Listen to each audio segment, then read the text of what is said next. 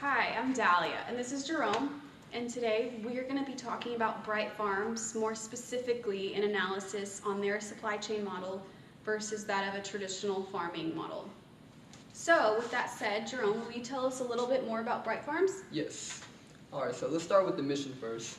They're to improve the health of society and the planet. One of the most innovative active startup companies according to Forbes. And their partnerships are Kroger's, Mariano's, Metro Market, McCaffrey's, and much more. Three main locations they have right now is in Illinois, Virginia, and Pennsylvania. One that's going underway is in Ohio.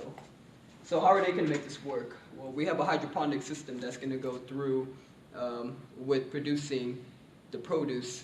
And so what it does is a method of organically growing plants without the soil by providing all nutrients in the plant's water supply. This means that they're going to be in a system where there's going to be no pests, weeds cannot grow to it, and the plants are going to have a much more bigger yield. So this is what a traditional supply model looks like. From California all the way to Pennsylvania, it starts outside in a farm, it's harvested, and then it's transported to the distribution center where it's processed and packaged. And then from there it's loaded onto a truck, and that truck travels miles and miles away to a grocer where consumers can buy. And from California all the way to Pennsylvania, it is about 28,000 miles, and that takes about 6 to 7 days of travel. So from the moment that the lettuce leaves the farm to the moment that it finally reaches the grocery store, there's about a week in between that. Yes, and what she means by 28,000 miles is there's going to be a lot of ships that's be going, but one trip is about 2,800 miles. Yes. All right, and compare that to Bright Farms. They're going to have a farm and harvest place, which is actually going to be within the facility, the greenhouse facility they have, and the distribution is actually going to be on site where the greenhouse is at. And when it gets transported, it's only going to be within a radius of 10 to 15 miles, or much even less if the supermarkets are much closer. And that's going to be taken about within 24 hours after harvest. Okay, and the operational process, traditional versus Bright Farms. We looked over transportation, oil and fueling, crop production, and inventory. The main things I want to go through though is labor and infrastructure, because with labor there's going to be much less people when you're working at Bright Farms to actually do the labor, and it's going to take much less time compared to a traditional farm. And with the infrastructure, it's going to be operating off of a greenhouse system, which will require building space. On the contrary, with traditional farming, it's outdoors, but requires packaging plants. Okay, to go more in depth about what we were just talking about there, the major differences in forecasting and inventory management. With the lead time with food, it's going to take much more less time. So 6 to 7 days. So we're talking about, pretty much higher spoilage rates compared to when you're just harvesting within 24 hours and bringing it to this distributor. Sorry about that.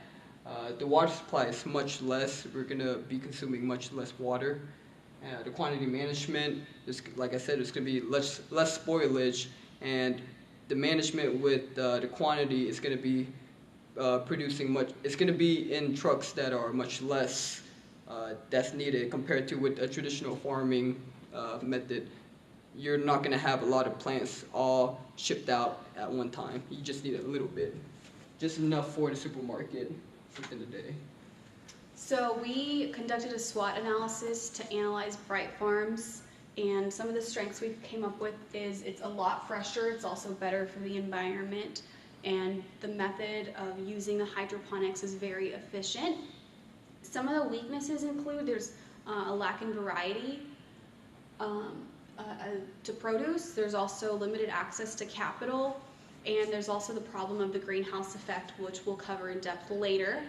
Some of the opportunities to mention is Bright Farms is presenting a solution to the current food system.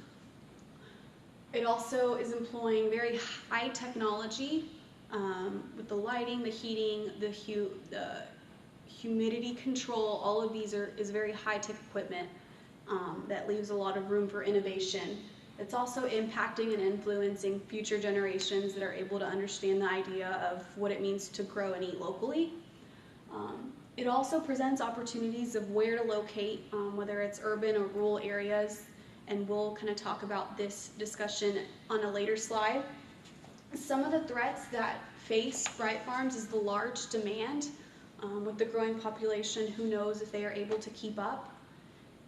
The process to get approved for land, permits and things like that take a very long time, so it may be months until construction is able to happen. And of course there's competition of other companies doing the same things. So some of the material benefits to note is obviously the food tastes better because there's no pesticides, so you taste the freshness. There's no GMOs. It's nutrient enriched, which is controlled by Bright Farms. You know, they get to choose the types of nutrients that is in their food. By using the hydroponic system, some of this is review, there's a higher crop yield and it uses a lot less land than the traditional method. So some of the disadvantages, it's very expensive to get funding for the project, and the limited variety. Right now Bright Farms grows greens, herbs, and tomatoes, so you don't get the wide selection of fruits and vegetables that you do with the traditional method. There's also the greenhouse problem that we mentioned. It actually is more harmful to the environment. The carbon emission gases that are released is more than the fuel taken to drive the 2,800 miles. So that is kind of a problem there. Some of the facility considerations are whether to locate in an urban or a rural area. So rural areas are good because it boosts the economy. If it's a small town and there's not a lot growing there. It also allows for people to have jobs, so it's another way that it boosts the economy, and also land is a little bit cheaper. The urban areas are good, primarily rooftops, because it allows a decrease in the transportation from, harvesting to the store. And then other things that Bright Farms needs to consider is the proximity to local farmers, as well as access to water, sewage lines, and energy sources. So a couple of these challenges we already mentioned, such as the consumer demand and the competition. Access to capital usually comes from investors or other equity methods. So it may take a while before the company is actually able to earn a profit. So this is kind of a breakdown of the financial worksheet for Bright Farms. I'll kind of let you look at the line items yourselves, but the monthly expenses totaled about $27,000. And if we compare this to the traditional method, $27,000 compared to the $40,000 is significantly less. But we also made estimates using lower end technology. So if they want more high quality materials and supplies, it could be a lot more expensive. Also to note, even though the monthly expenses in our scenario were a lot less, the cost to construct is still $10 million, and that is a lot of money. So with that said, we've talked about the cost-benefit analysis of Bright Farms, and we talked to the health benefits, and even though there's the greenhouse problem and there's it's very costly to implement, we think that Bright Farms is doing something that will affect the later generations. They're doing a good thing, and it's kind of a learn as you go. I don't know. At the end of the day, let food be thy medicine, and medicine be thy food.